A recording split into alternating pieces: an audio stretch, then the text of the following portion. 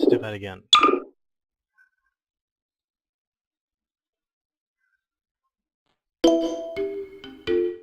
Click, skip, skip, skip.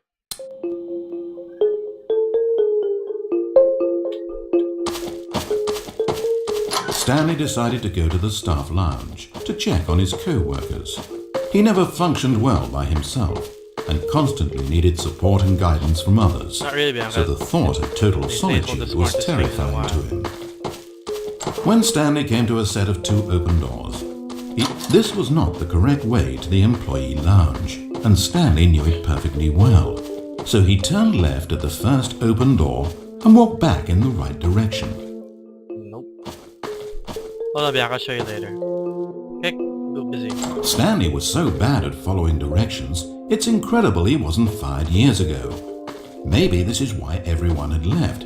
No one wanted to be around someone as bad at listening as him. And since he was walking into the middle of nowhere and thus ruining the entire story, Stanley decided that he would punish himself. So when he came to the elevator and the doors opened, he stepped inside and pushed the button to go up.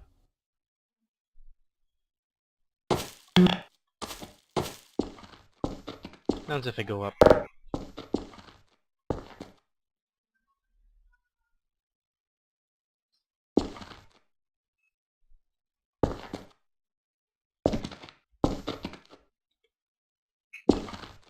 Rather eerie.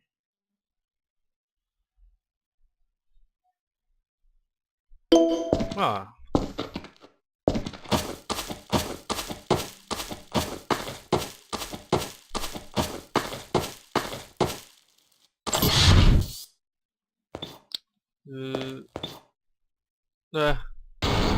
Oh Jesus. It almost perplexed Stanley that he had actually gone and stepped into this metal trap. After all, it should have been no surprise that this thing would lead him to his death. But he thought to himself, this is simply the price to pay for ruining a perfectly good story. So he resigned and willingly accepted his fate, the inevitable end toward which he had spent so long stumbling. Farewell, Stanley. Ah. Yep. That was it. "Farewell, Stanley," cried the narrator as he sent his subject down the conveyor belt and into the enormous metal jaws. In a single visceral instant, Stanley was obliterated as the machine crushed every bone in his body, killing him instantly.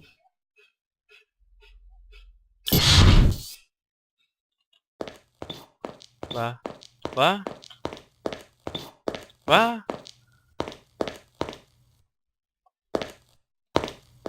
It's a shame, then, that for all his work, it was such a meaningless victory for the narrator. Did he really think he would accomplish anything by murdering this disposable vessel?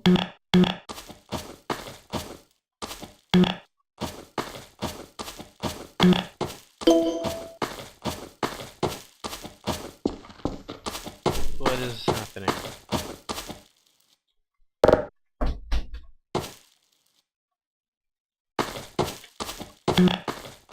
I'm confused. Every possible choice Stanley could make had been designed for him long before he ever set foot here.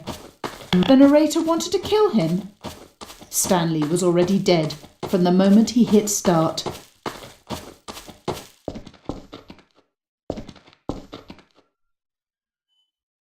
There's no salvation for either of these two, I'm afraid. The narrator had as little power over Stanley as Stanley did over the paths that he walked. But listen to me. This story is not over. You can still save these two. You can stop the program before they both fail. Push escape and press quit. There's no other way to beat this game. As long as you move forward, you'll be walking someone else's path. Stop now, and it'll be your only true choice. Whatever you do, choose it. Don't let time choose for you. Don't let time...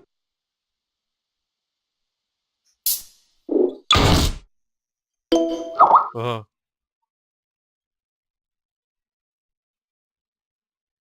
Oh. Oh. Oh. Oh. Oh. God. to anyone? Skip. This Skip. This is not fun at all. Stanley decided to go to the staff lounge to check on his co-workers. He never functioned well by himself and constantly needed support and guidance from others, so the thought of total solitude was terrifying to him. When Stanley came to a set of 2 open doors, he entered the door on his left.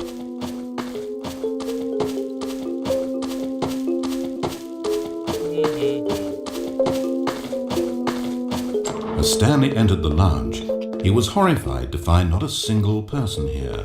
He decided he would walk up to see his boss, hoping that he would find an answer there.